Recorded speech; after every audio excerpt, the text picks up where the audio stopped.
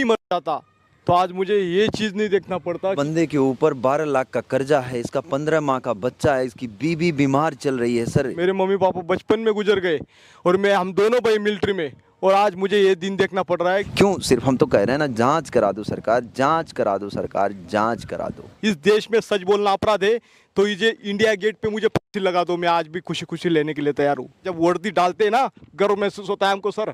उस टाइम पे जब वो बोला जाता है कच्छा दो ले मैडम का, तब इस वर्दी का अपमान होता है। इसलिए भाई ने मना किया, सीधा नौकरी से बाहर कर दिया। उस भारतीय सेना के 2 जवान संकट में हैं और इनके ऊपर आफत आन पड़ी।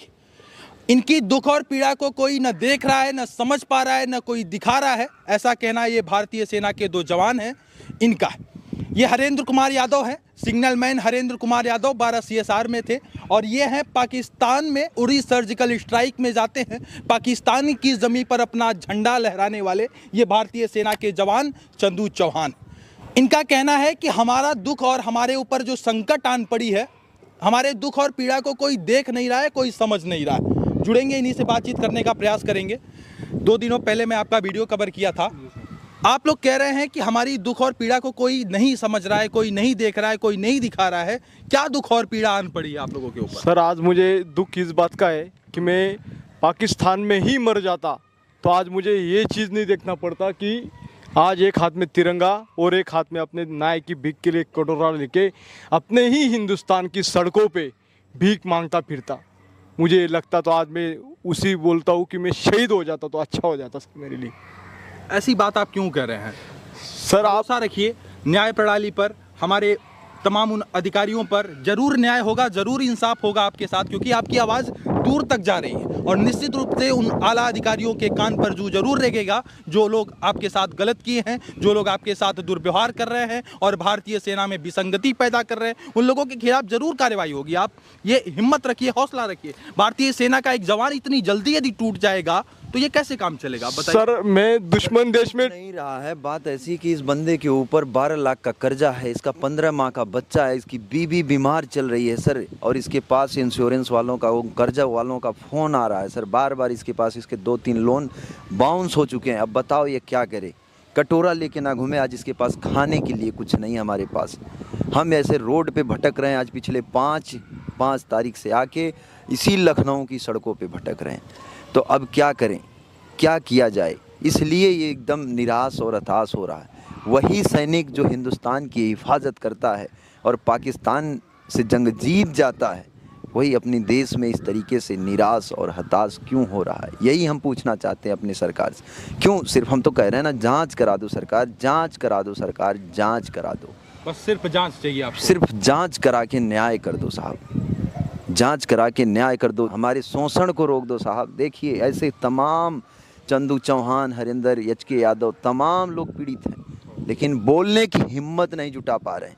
और कुछ लोग जुटा रहे हैं, वो समय का इंतज़ार कर रहे हैं, आएंगे। कई लोग तो आने के लिए तैयार हैं, जल्दी ही लोग कह रहे हैं ना कि आएंगे आएंगे। कई लोगों का फ़ोन मैसेज आ रहा है लगातार कि बहुत बढ़िया, आप लोग सही, एकदम सच्ची और सही, एकदम न्याय की जवानों की लड़ाई जो है अधिकारियों की, जो अधिकारी आप लोग तमाम जवानों के साथ शोषण करते हैं, उनको प्रताड़ित कर रहे हैं, उन्हीं के खिलाफ आपकी लड़ाई है। और आप लोग भारत सरकार के रक्षा मंत्री से और तमाम लोगों से बस यही चाह रहे हैं कि सिर्फ और सिर्फ जांच हो जाए। सर हमारी लड़ाई नहीं है अधिकारियों के खिलाफ। हम ये कह रहे हैं सर, जो बड्डी सिस्टम, जो सहायक प्रथा है, जो ये सारी चीजें हैं जिसके हिसाब से हम लोगों का शोषण, न्याय जरूर होगा। मुझे सर मैं बताना चाहता हूँ, मेरा अपराध यही है कि मैं एक मिडिल परिवार का हूँ। मेरे पास कोई कोर्ट कचहरी के लिए पैसा नहीं, मेरे आगे पीछे कोई नहीं। मेरे मम्मी पापा बचपन में गुजर गए और हम दोनों भाई मिलिट्री में, और आज मुझे ये दिन देखना पड़ रहा है कि रक्षा मंत्रालय, वहाँ से मैं पत्र व्यवहार तो कर चुका था 2019 में, पर आज मुझे भीख के लिए रक्षा मंत्री को मिलने गए तो वर्दी उतार दिया हमारी। बोला वर्दी में आप मिल नहीं सकते प्रोटोकॉल के तहत। जब वर्दी में मिल नहीं सकते तो उसके बाद हमने सिविल ड्रेस डाला। सिविल ड्रेस डालने के बाद हमने पत्र लिखा, दोनों भाई ने दूर से नमस्कार किया उन्होंने, और पत्र भी रिसिप्ट तक नहीं दिया। सर क्या यही सैनिकों के साथ न्याय हो रहा है क्या? विंग कमांडर अभिनंदन 2 दिन में आता, उसको मेडल दिया जाता है, क्यों? सिर्फ ऑफिसर है इसलिए। और 4 महीना मैंने जो प्रताड़ना झेली वो देश के लिए, वो मैंने 4 महीना पाकिस्तान में रहे जी, पाकिस्तान में, और पाकिस्तान में जाते हैं, यातना सहते हैं आप दिखा रहे थे, आपको सर में पता नहीं क्या किस तरीके की यातना आपको दी गई पाकिस्तान। सर मैं अंधेरी कोठरी में रहता था, काल कोठरी, मुझे दिन रात का पता नहीं। जब मैं हिंदुस्तान में की धरती में आया, अपनी धरती में, उस टाइम पे भी मुझे पता नहीं चला। मैं कंटिन्यू डिस्टर्ब रहा और मुझे अधिकारियों द्वारा ज़्यादा से ज़्यादा शोषण किया गया जब से मैं सर्विस कर रहा था। पर मैं इसीलिए बोल नहीं पाया कि मेरी नौकरी चली जाएगी, मेरा दबाव में मुझे पनिशमेंट देते रहे। मैं कई बार कर चुका हूँ ये चीज़ें। कितना दिन आप झेल रहे थे अधिकारियों का शोषण? आप कह रहे हैं अधिकारी शोषण करता था, तो क्या किस प्रकार का शोषण अधिकारी सर मुझे मेंटल हॉस्पिटल में भेजना, बार बार ट्रीटमेंट के लिए। डॉक्टर को जब मैं लिखित में पत्र दे रहा हूँ, मुझे कोई ऐसी बीमारी नहीं लगता है, तो मैं सिविल हॉस्पिटल से मैं ट्रीटमेंट कराता सेना हूँ। की एक प्रक्रिया होती है, हो सकता है उस प्रक्रिया में आपको जो है जांच के लिए भेजा जा रहा होगा, इंटेलिजेंस आपसे पूछताछ कर रही होगी, तो वो एक प्रक्रिया हो सकता है सर, जिससे आप प्रताड़ना कह रहे हैं। सर इंटेलिजेंस आप बताओ सर, हमारे पास क्या सिक्योरिटी है? ये वहाँ पे पूरे मीडिया में तो न्यूज़ चैनल, टेलीविजन चैनलों में सारी चीज़ आती है ऑलरेडी नेशनल सिक्योरिटी के बारे में। हम क्या बताएंगे? उनको यहाँ की मूवमेंट सब पता होती है, उधर की मूवमेंट भी हमको पता होती है। क्या एक जवान क्या बता पाएगा देश के बारे में? वहाँ पे ट्रेनिंग करके जाते हैं लोग, यहाँ से ट्रेनिंग करके जाते हैं। ये नेशनल सिक्योरिटी कोई नहीं बोल पाता। और एक जवान जो 4 महीना कैद काटता है, उसके साथ ऐसे क्यों?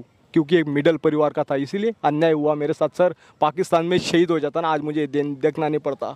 इनकी आत्मा रो रही है। और ये भारतीय सेना के जो 2 जवान हैं, उत्तर प्रदेश की राजधानी लखनऊ में कह रहे हैं पिछले 4 दिनों से भटक रहे हैं। और लगातार इनका ये भी कहना है कि तमाम मीडिया चैनलों पर बाइट चल रहा है, लेकिन बावजूद कोई कार्रवाई नहीं हो रही है, बावजूद हमारी प्रक्रिया, हमारी न्याय प्रक्रिया कोई आगे नहीं बढ़ रहा है। और हम यदि कोर्ट कचहरी में लगेंगे, हम जाएंगे, तो हमारे पास उतना पैसा नहीं है। सर एक बात हम हिंदुस्तान की अपनी जनता को अपने मीडिया के बारे में बताना चाहते हैं।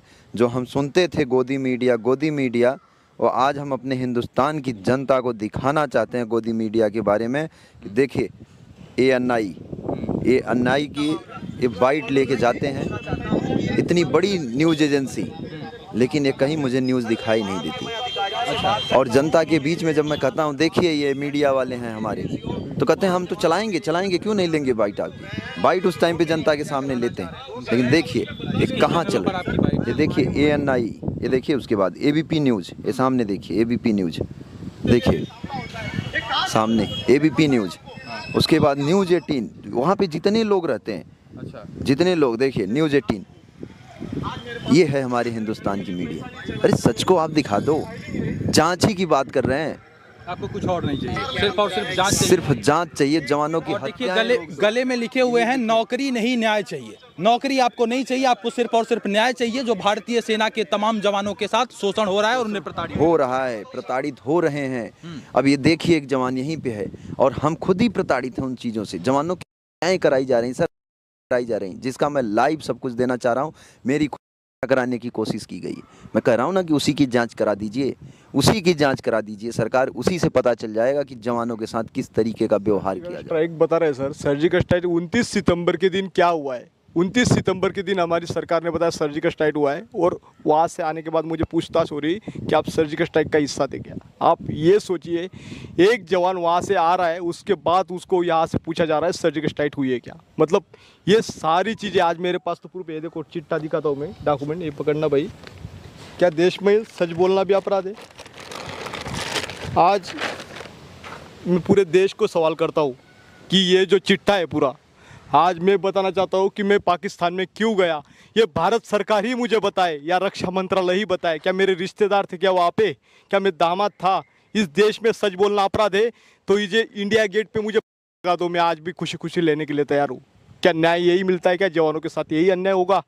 देश में सच बोलना अपराध है, तो ये चंदू चौहान अपराधी होने के लिए तैयार है। छत्रपति शिवाजी महाराज का मावड़ा था मैं, ऐसे नहीं।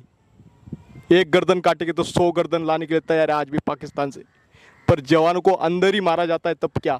दुश्मन देश से तो ऐसी जंग जीत ले गए, पर अंदर की लड़ाई बहुत खतरनाक है। इसीलिए मैं अधिकारी को बताना चाहता हूँ, आज ये जवानों का शोषण रोकिए। जिस तरह हरिंदर भाई, जिसने सिर्फ बड्डी सिस्टम पे आवाज़ उठाया, जो इस वर्दी पे दाग ना लगता है, जब वर्दी डालते हैं ना गर्व महसूस होता है हमको सर।